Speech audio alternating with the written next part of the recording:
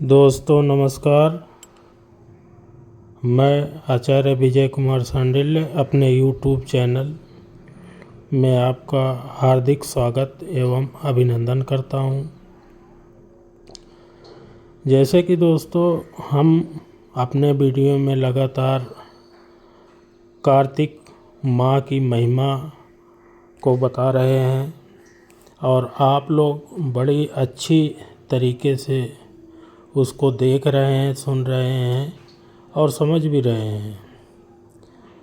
आज मैं आपको कार्तिक स्नान की ऐसी विधि बताऊंगा जिससे आपका पुण्य और बढ़ जाएगा। तो दोस्तों इस वीडियो को आप लोग ध्यान से सुने। कार्तिक का व्रत आश्विन शुक्ल पक्ष की 10वीं से आरंभ करना चाहिए और कार्तिक शुक्ल 10वीं को समाप्त करना चाहिए। भक्तिमान पुरुष आश्विन शुक्ल पक्ष की एकादशी आने पर भगवान विष्णु को नमस्कार करके कार्तिक व्रत करने की आज्ञा प्राप्त करते हैं और विधि से कार्तिक व्रत का पालन करते हैं। 12 महीने में मार्गशीर्ष मास अत्यंत पुण्यप्रद मास है। उससे अधिक पुण्य फल देने वाला नर्मदा तट पर वैशाख मास बताया गया है। उससे भी लाख गुना अधिक फल प्रयाग माघ का महत्व है। उससे भी महान फल देने वाला कार्तिक मास है। अर्थात कार्तिक मास में स्नान महान फल देने वाला होता है। इसका महत्व सर्वत्र जल में एक सा ही है। एक ओर सब दान व्रत और नियम तथा दूसरी ओर कार्तिक स्नान का तराजू पर रखकर जब ब्रह्मा जी ने तोला तो कार्तिक का पलड़ा ही भारी रहा। स्नान, दीपदान, तुलसी के पौधों को लगाना और सींचना, पृथ्वी पर शयन करना, ब्रह्मचर्य का पालन करना, भगवान विष्णु के नामों का संकीर्तन, पुराणों का श्रवण, इन सब का कार्तिक मास में निष्काम भाव से पालन करना चाहिए। वे ही जीवन मुक्त हैं। यह व्रत भगवान श्री कृष्ण को बहुत प्रिय है। सूर्य भक्त, गणेश भक्त, शक्ति उपासक, शिव उपासक और वैष्णव सभी को सब पापों का निवारण करने के लिए कार्तिक स्नान अवश्य करना चाहिए। सूर्य के फल के लिए जब सूर्य नारायण तुला राशि पर हों तब तक व्रत करना चाहिए। आश्विन की पूर्णिमा से लेकर कार्तिक की पूर्णिमा तक भगवान शंकर की प्रसन्नता के लिए स्नान करना चाहिए। देवी पक्ष अर्थात आश्विन शुक्ल पक्ष की प्रतिपदा से लेकर कार्तिक कृष्ण चतुर्दशी की महारात्रि के आने तक भगवती दुर्गा की प्रसन्नता के लिए स्नान करना चाहिए। गणेश जी की प्रसन्नता के लिए आश्विन कृष्ण चतुर्थी से लेकर कार्तिक कृष्ण चतुर्थी तक नियम पूर्वक स्नान करना चाहिए। जो व्यक्ति आश्विन शुक्ल पक्ष की एकादशी से लेकर कार्तिक शुक्ल पक्ष की एकादशी तक कार्तिक व्रत की समाप्ति करता है उसके ऊपर भगवान जनार्दन प्रसन्न होते हैं। कार्तिक मास में प्रातः स्नान का नियम करना चाहिए। वह कभी यम के यातना को नहीं देखता।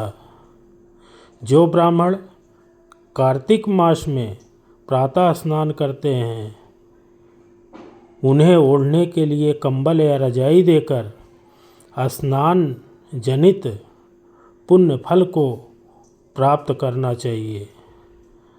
कार्तिक मास में विशेषकर श्री राधा और श्री कृष्ण जी की पूजा करना चाहिए। कार्तिक में तुलसी वृक्ष के नीचे श्री राधा श्री कृष्ण मूर्ति का निष्काम भाव से पूजा करना चाहिए। जो ऐसा करता है उन्हें जीवन से मुक्ति मिल जाती है, चाहे वो हजारों पाप क्यों न किए हों। वह कार्तिक स्नान से अवश्य पाप मुक्त हो जाते हैं। तुलसी के अभाव में आंवले की नीचे पूजा करनी चाहिए। मुख्य पूजा की विधि सूर्य मंडल में करनी चाहिए, अर्थात सूर्य की ओर देखकर सूर्य रूपी नारायण के लिए पूजा करनी चाहिए। सब देवता अप्रत्यक्ष हैं, केवल भगवान सूर्य ही प्रत्यक्ष हैं।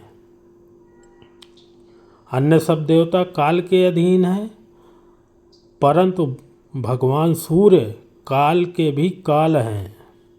जो दरिद्र हैं वही दान का पात्र है। इसकी उपेक्षा भी विद्वान पुरुष दान का विशेष पात्र है।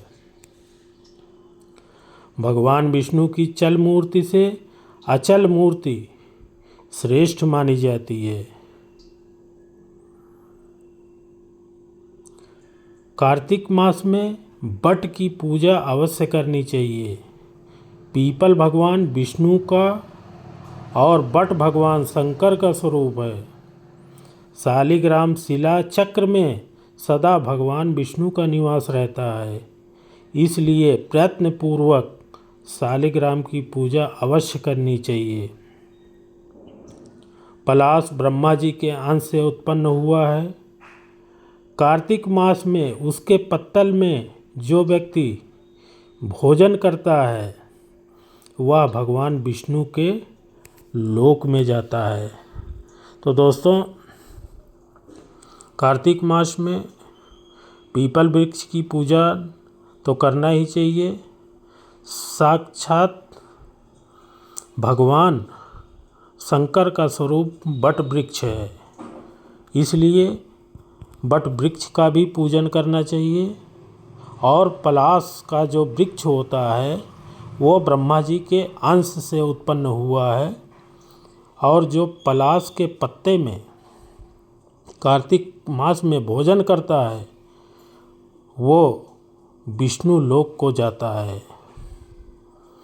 पीपल के रूप में साक्षात भगवान विष्णु विराजमान हैं, इसलिए पीपल का पूजन अवश्य करना चाहिए। जो लोग कार्तिक महीने में स्नान, जागरण, दीपदान और तुलसी वन की रक्षा करते हैं वे भगवान विष्णु के स्वरूप हो जाते हैं। जो भगवान विष्णु के मंदिर जाकर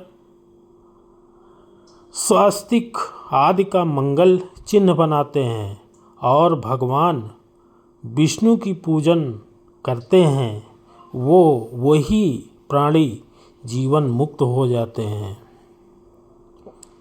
जब 2 घड़ी रात बाकी रहे तब तुलसी की मृतिका, वस्त्र और कलश लेकर जलाशय के समीप जाना चाहिए। अगर जलाशय उत्पन्न आपके समीप हो तो पैर धोकर गंगा आदि नदियों तथा विष्णु और शिव आदि देवताओं का स्मरण करें। फिर नाभि के बराबर जल में खड़े होकर इस मंत्र को अवश्य पढ़ें। कार्तिकेयं करिष्यामि प्रातः स्नानं जनार्दन प्रीत्यर्थम तव देवेश दामोदर मया सह। अर्थात हे देवेश्वर दामोदर, लक्ष्मी सहित आपकी प्रसन्नता के लिए कार्तिक मास में मैं प्रातः स्नान करूँगा। इसके बाद गृहाणार्ध मया दत्तम राधया सहितो हरे नमः कमल नाभाय नमस्ते जलशायिने नमस्ते अस्तु ऋषिकेश गृहाणार्थम नमोस्तुते। हे भगवान, आप श्री राधा के साथ मेरे दिए हुए इस अर्घ को स्वीकार करें।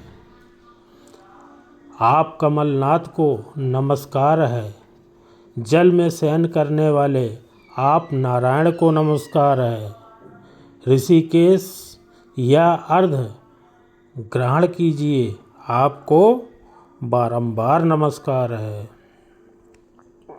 मनुष्य किसी भी तीर्थ में स्नान करे, उसे गंगा जी का स्मरण अवश्य करना चाहिए। गंगा स्नानांतर्गत तर्पण करके पुरुष सूक्त से फिर सिर पर जल छिड़कना चाहिए। उसके बाद बाहर आकर मस्तक पर तीर्थ का जल डालना चाहिए। फिर हाथ में तुलसी लेकर 3 बार आचमन करके पानी से बाहर धोती को निचोड़ना चाहिए। दोस्तों, मैं आपको फिर बताना चाहूँगा कि कभी भी आप गंगा स्नान या किसी भी स्नान पर जाइए तो दोबारा एक बार जो पहन के कपड़े नहा लेते हैं, फिर उस कपड़े को धोने कभी मत जाइए किसी तीर्थ स्थान पर।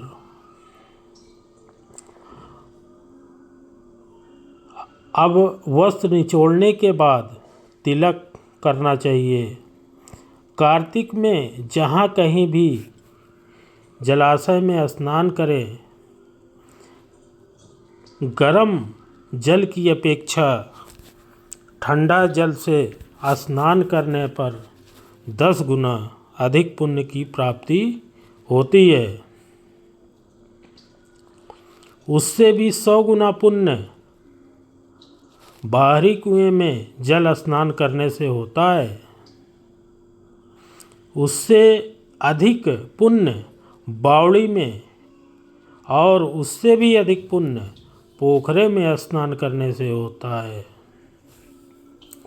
उससे 10 गुना झरनों में और उससे भी अधिक पुण्य कार्तिक मास में नदी स्नान करने से होता है।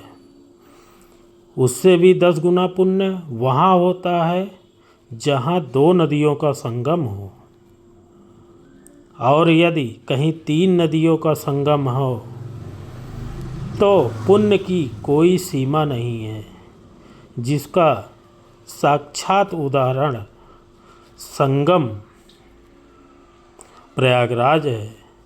तो इस समय जो प्रयागराज संगम में त्रिवेणी में स्नान और दर्शन करता है, उसका जीवन धन्य हो जाता है। सिंधु कृष्णा वेणी यमुना सरस्वती गोदावरी विपाशा नर्मदा तमसा मही कावेरी सरजू क्षिप्रा चर्मनवती चंबल झेलम वेदिका सोनभद्र बेतवा, अपराजिता, गंडकी, गोमती, पूर्णा, ब्रह्मपुत्र, मानसरोवर, वागमती, सतलज, ये तीर्थ कार्तिक में दुर्लभ हैं। सब स्थलों से अधिक आर्यावर्त, विंध्याचल और हिमालय के भीतर का प्रदेश पुण्यदायक है। उससे भी कोल्हापुरी श्रेष्ठ है। कोल्हापुरी से श्रेष्ठ विष्णु कांची और शिव कांची है। उससे भी श्रेष्ठ अनंत सेन का निवास स्थान बराह क्षेत्र है। बराह क्षेत्र से चक्रक क्षेत्र और चक्रक क्षेत्र से अधिक पुण्यमय मुक्तिक क्षेत्र है। उससे श्रेष्ठ अवंतीपुरी और अवंतीपुरी से श्रेष्ठ बद्रिका आश्रम है। बद्रिका आश्रम से अयोध्या, अयोध्या से गंगा द्वार, गंगा द्वार से कनखल और कनखल से भी श्रेष्ठ मथुरा है, क्योंकि कार्तिक मास में वहाँ स्वयं भगवान राधा कृष्ण स्नान करते हैं। मथुरा से भी श्रेष्ठ द्वारका क्षेत्र है, जिसे भगवान गोविंद ने अपने चित्त को लगा रखा है। उनके लिए द्वारका के सूर्य के समान पुण्य का प्रकाश करने वाले हैं। द्वारका भी श्रेष्ठ भागीरथी है, वह भी जहाँ विंध्य पर्वत से मिलती हैं, वहाँ अधिक श्रेष्ठ हैं। उससे 10 गुना पुण्य तीर्थराज प्रयाग में होता है। उससे भी श्रेष्ठ काशी है, जिसके आश्रय से गंगा जी भी मनुष्य को सब पापों का नाश करती है।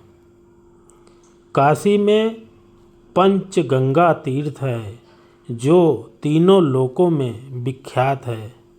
कार्तिक मास आने पर रौरव नरक में पड़े हुए पितर भी चिल्लाते हैं कि क्या हमारे वंश में कोई ऐसा भाग्यवान पैदा होगा जो पंचगंगा जाकर हमारे नरक से उद्धार करने वाला तर्पण करेगा। लाखों पाप करके भी मनुष्य यदि पंचगंगा में नहाकर बिंदु माधव जी की पूजा करता है तो उसके सभी पाप तत्काल नष्ट हो जाते हैं। कुछ रात बाकी रहे तभी स्नान करना चाहिए, तभी भगवान विष्णु संतुष्ट होते हैं। सूर्योदय काल में किया हुआ स्नान मध्यम श्रेणी का होता है।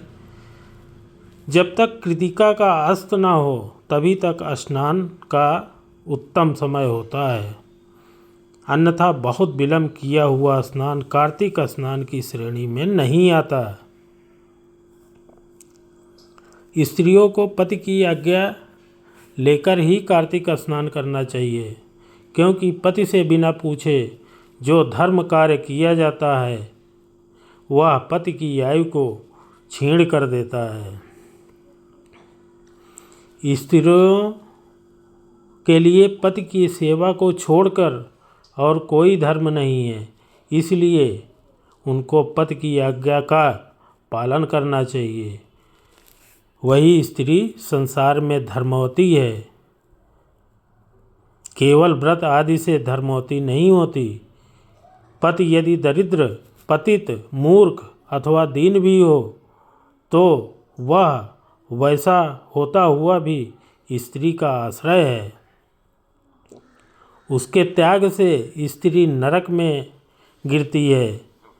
जिसके दोनों हाथ, दोनों पैर, वाणी और मन में काबू न रहे तथा जिसमें विद्या, तप और कीर्ति हो, वही मनुष्य तीर्थ के फल का भागी होता है।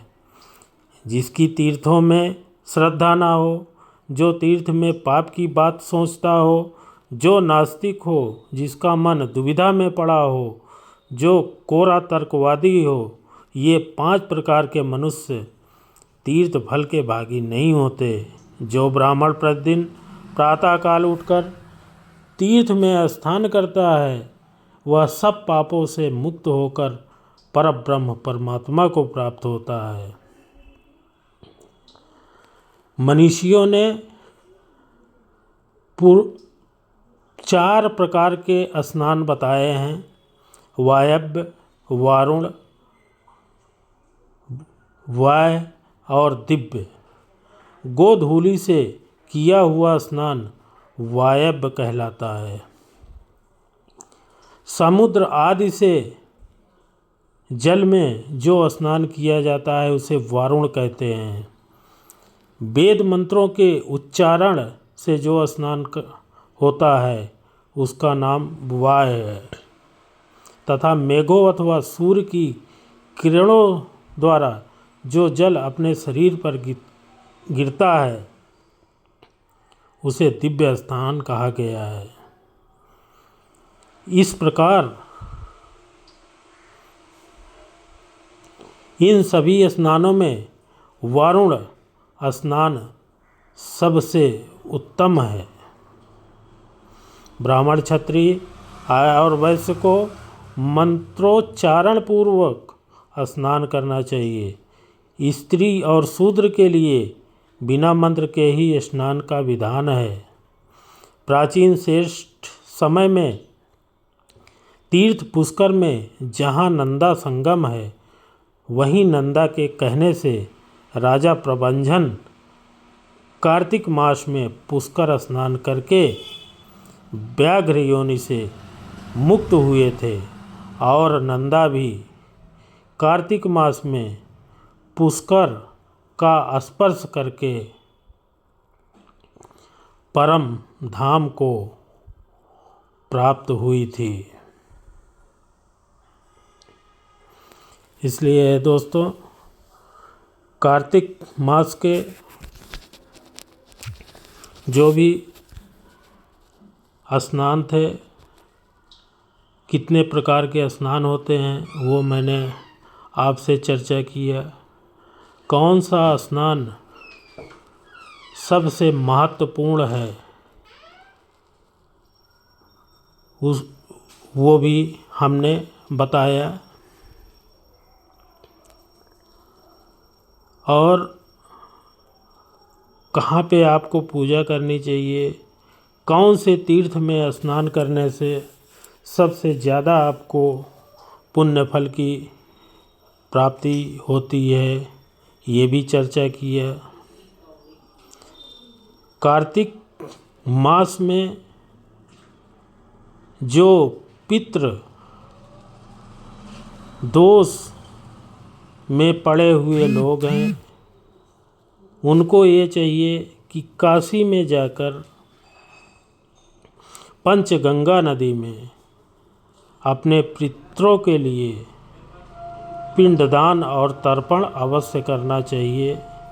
क्योंकि इस समय उनके पितृ चिल्लाते हैं कि क्या कोई हमारे ऐसे वंश में ऐसा कोई भाग्यवान पैदा होगा जो पंचगंगा में जाकर हमारे लिए नरक से उद्धार करने वाला तर्पण करेगा। लाखों पाप करके भी मनुष्य यदि पंचगंगा में नहाकर बिंदु माधव जी की पूजा करता है तो उसके सभी पाप तत्काल नष्ट हो जाते हैं। इसलिए ये दोस्तों, कार्तिक मास सर्वश्रेष्ठ मास बताया गया है। इस मास में पीपल की पूजा, बट की पूजा, तुलसी की पूजा और आंवले की पूजा अवश्य करनी चाहिए। इस समय आंवले के वृक्ष के नीचे किसी ब्राह्मण दंपति को भोजन अवश्य कराना चाहिए, जिससे कि प्राणी अन्न दोष से मुक्त हो जाता है।